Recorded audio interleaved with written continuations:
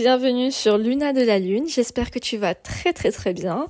On se retrouve aujourd'hui pour un autre tirage. Alors c'est un tirage sentimental celui-là. En fait j'en ai fait deux, je pense que je vais les poster en même temps d'ailleurs. Et après avoir fini l'autre, j'ai senti qu'il y avait un autre message qui était censé arriver, donc on y est. Avant de commencer, si tu n'es pas abonné, fais-le, comme ça c'est mieux, et on y va. Alors, j'ai l'impression que ce tirage, il s'adresse à toi si dernièrement tu as rencontré quelqu'un ou si tu vois quelqu'un depuis peu de temps,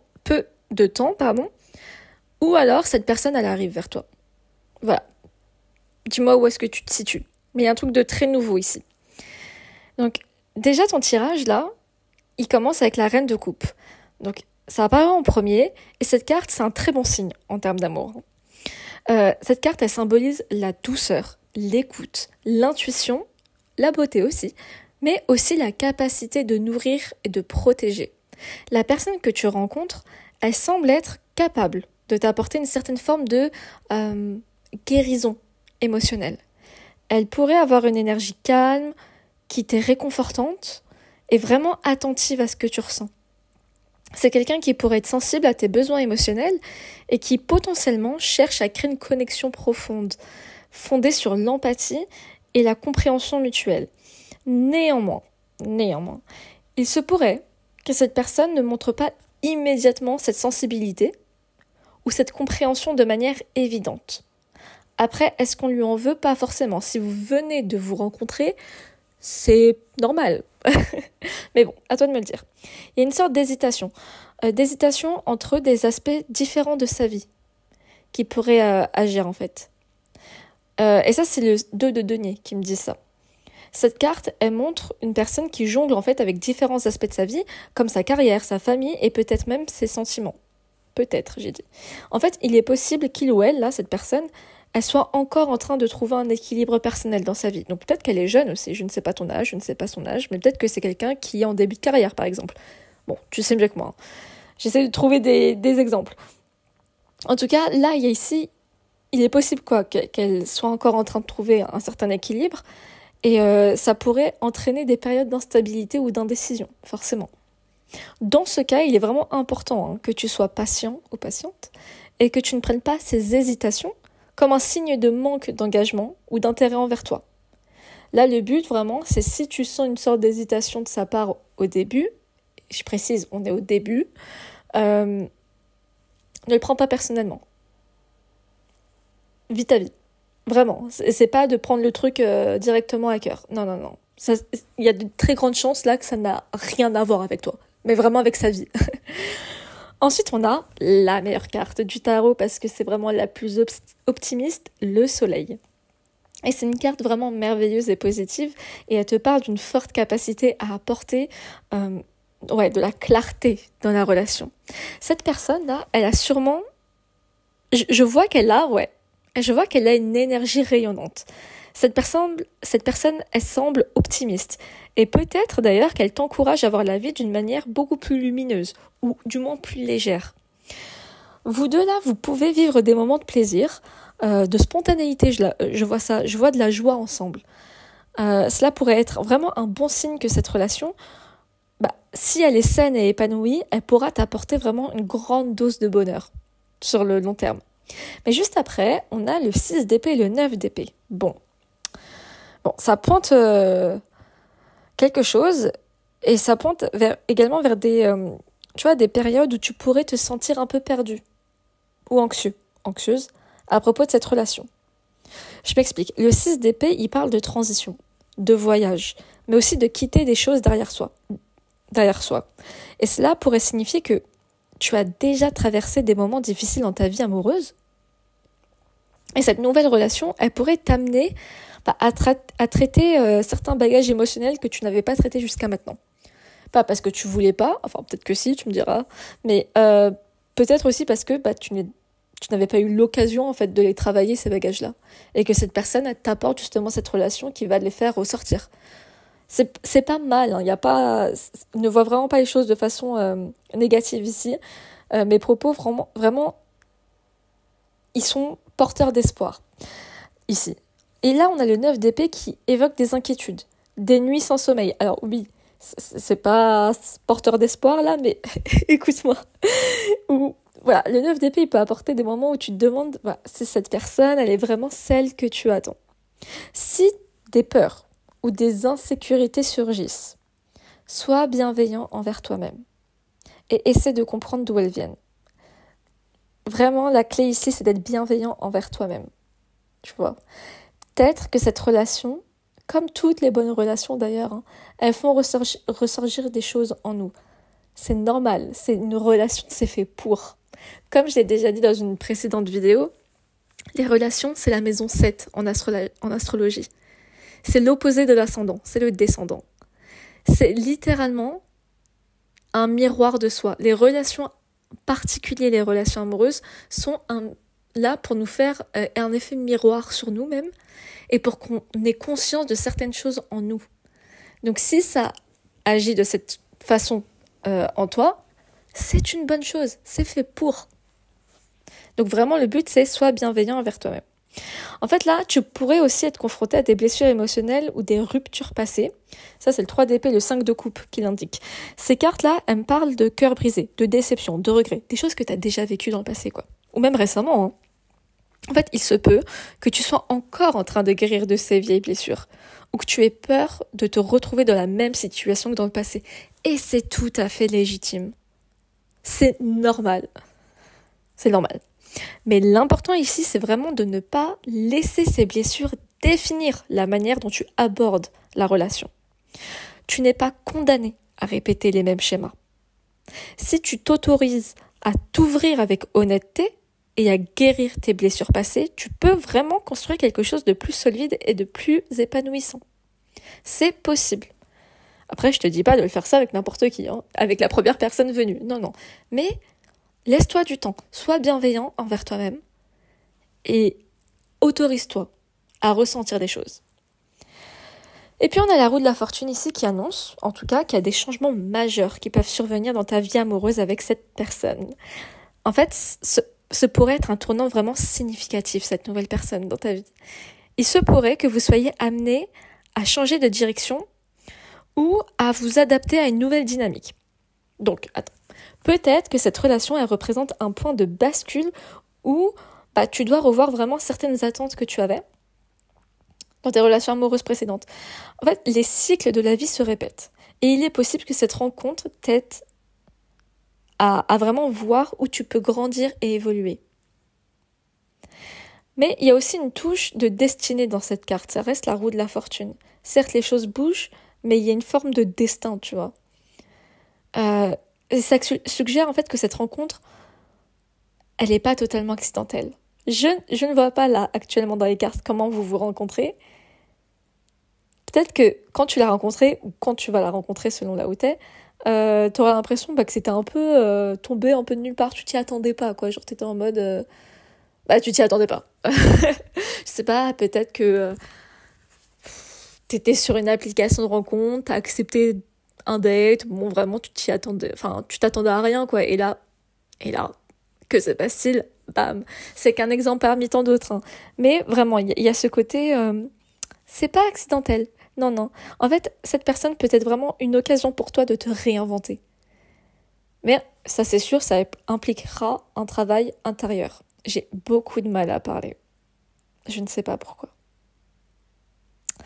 Donc je m'excuse, mais c'est très compliqué pour moi. Les messages, ils ont du mal à... En fait, non, ils n'ont pas du mal à venir à moi, ils ont du mal à ressortir. Parce qu'en fait, je pense qu'il y a beaucoup d'énergie, c'est nouveau. En fait, c'est ça, c'est exactement ça. C'est tellement nouveau que... Ou peut-être que cette personne, elle bégaye un peu devant toi comme ça. Ou toi, peut-être que ça te fera ça avec elle. Bon, c'est peut-être un signe. Bon, passons. Et juste à côté, on a la carte du fou. Et le fou, il évoque vraiment l'idée d'un nouveau départ. Peut-être un peu audacieux ou imprévisible. Il est possible que cette personne t'invite à prendre un risque ou à sortir du moins de ta zone de confort. Donc un risque, c'est pas un risque démesuré, c'est juste que pour toi tu verrais ça comme un risque, mais avec un peu de recul tu te rends compte que c'est juste faire un pas en dehors de ta zone de confort, c'est ça que je veux dire. Cette personne, elle pourrait vraiment incarner une sorte d'esprit libre, tu vois, encourageant de l'aventure et la découverte. Et franchement, ça m'étonnerait pas si cette personne, elle ait déjà beaucoup voyagé dans sa vie, qu'elle ait pris des risques comme ça en se disant je vais à l'autre bout du monde. Je vais voyager là-bas, je vais, je sais pas moi, en Australie pendant je sais pas combien de temps. Tu vois, ça m'étonnerait pas du tout qu'elle ait déjà fait ça. Tu t'en rendras compte quand vous parlez. Ou un autre truc, mais c'est qu'un exemple. Toutefois, le fou, là, il avertit quand même qu'il faut rester prudent et de ne pas laisser foncer tête baissée sans réfléchir. Tu sais la chose que t'as déjà faite avant dans le passé. Bon, là, voilà, on t'invite à profiter du moment, mais profiter. Quand tu fonces la tête baissée, est-ce que tu penses sincèrement que tu profites de quelque chose ? Je me parle à moi-même, hein, je te fais pas un reproche. Hein. Non, parce que foncer la tête baissée, c'est hyper rapide. Mais est-ce qu'on profite sincèrement du moment ? Non. Profiter du moment, tu sais, c'est l'expression s'arrêter et sentir les roses, tu vois. Ça, c'est profiter. Foncer tête baissée, non. C'est foncer, quoi. Il n'y a pas de repos dans foncer, quoi. Donc là, le défi vraiment pour toi, il pourrait être de retrouver un équilibre entre enthousiasme et prudence, afin de ne pas te laisser du coup emporter par des illusions ou des attentes irréalistes, des choses que j'ai l'impression que tu as déjà vécues dans le passé, tu vois. Donc là, vraiment, le truc, c'est super porteur d'espoir, le truc, mais faut aller à un bon rythme, le rythme dont tu as besoin, pas celui que tu veux, celui dont tu as besoin. Donc vraiment prendre son temps et rester réaliste, je pense que c'est le meilleur conseil ici. Parce qu'on a le 7 de denier et le 7 de coupe, les deux là, qui apportent vraiment une touche d'hésitation et de réflexion. Le 7 de denier, il suggère qu'il est essentiel de prendre du temps pour évaluer cette relation. Ce n'est pas une relation qui se construit du jour au lendemain. Et tu pourrais vraiment ressentir le besoin de vérifier en fait si l'investissement que tu mets dans cette relation porte sincèrement ses fruits. Tu n'as pas à précipiter les choses, comme je l'ai dit. La patience ici, je le répète, elle est clé. Et le 7 de coupe, là, quant à lui, il me parle vraiment de multiples options, des possibilités qui s'amènent et qui laissent... en fait, ce que je veux dire, c'est qu'il y a des possibilités de se laisser emporter par des rêves et des illusions. Cela peut indiquer que tu as peut-être une vision idéalisée soit de cette personne, ou alors que tu imagines des scénarios qui ne se concrétisent pas toujours comme prévu. Donc là, vraiment, il est important de rester ancré dans la réalité et vraiment de pas trop se laisser aveugler par des fantasmes. Rêver, c'est bien, il faut rêver dans la vie, ça fait plaisir. Et ça stimule la créativité, c'est génial, cool. Mais il faut garder un point d'ancrage. Et en fait, ce qui est dangereux quand on se met à rêvasser d'une personne qu'on côtoie, c'est qu'on peut se perdre dans les illusions de ce qui s'est réellement passé et ce qui se passe dans tes fantasmes. Parce qu'il y a une chose qu'il faut retenir, c'est que le cerveau humain, alors bon, je suis pas neurologue ou je sais pas trop quoi, mais il me semble que le cerveau humain, il n'arrive pas à faire la différence entre ce qui s'est passé et ce qui a été rêvé. Tu vois ? Donc si tu te mets à penser des trucs dans ta tête avec cette personne, des beaux scénarios, super, mais qu'à côté, tu ne fasses pas un effort pour t'ancrer dans la réalité, ton cerveau, il peut te jouer des tours. Et du coup, tu vas réellement penser que ce que tu es en train d'imaginer, c'est passé. Et là, après, bam, tu repars dans des schémas malsains parce que finalement, tu vas te retrouver déçu quand tu vas te rendre compte que cette personne, elle t'offre pas ce que tu avais imaginé. Tu vois ce que je veux dire ? Donc rêver, c'est bien, il faut, la créativité, c'est génial. Mais il faut faire un effort à côté pour rester ancré au maximum. Ouais, je pense que c'est vraiment le plus important. Vraiment là, ici, t'es vraiment invité à voir la personne telle qu'elle est. Avec ses imperfections, parce que c'est une personne, elle n'est pas parfaite, ça c'est sûr. Mais cette personne, elle a l'air vraiment géniale quand même. Là, jusqu'à maintenant, j'ai l'impression que c'est une personne qui peut vraiment t'apporter beaucoup de bonheur, très optimiste, qui a vraiment beaucoup à apporter. Mais toi, il faut faire l'effort de l'accueillir, mais aussi de la voir telle qu'elle est, comme une personne. Et personne n'est parfait. Et vraiment à prendre du recul si tu sens que les choses deviennent trop floues ou trop idéalistes. Donc ça tu dois faire l'effort de te connaître, tu vois, et de connaître tes limites aussi. Mais c'est bien de prendre le temps pour voir les imperfections d'autres, mais c'est important de se rappeler que nous aussi on en a.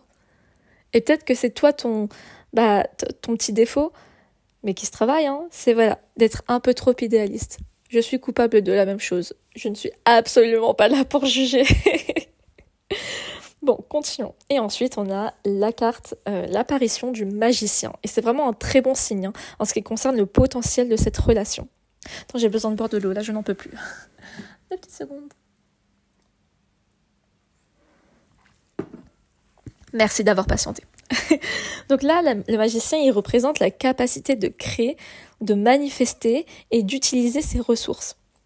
Il te montre en fait là que dans cette relation, que cette relation elle pourrait être une opportunité pour toi de t'exprimer pleinement. Alors je sais pas si auparavant c'était pas le cas dans tes anciennes relations, mais là j'ai l'impression que cette personne elle semble vraiment très ouverte. Et je pense que c'est ce dont tu as vraiment besoin. Vraiment, elle te permettra, j'ai l'impression, cette relation, c'est une opportunité en tout cas d'oser prendre des initiatives et de faire avancer les choses. En tout cas, la personne, vraiment, elle pourrait être inspirante et avoir une forte capacité à réaliser ses propres rêves. Du coup, ça va t'inspirer à faire de même. Et tu pourrais vraiment trouver en elle un moteur pour ta propre évolution. Et ça, c'est magnifique. Parce que ça veut dire qu'il y a vraiment une opportunité d'être en relation avec quelqu'un qui te tire vers le haut. Tu vois ?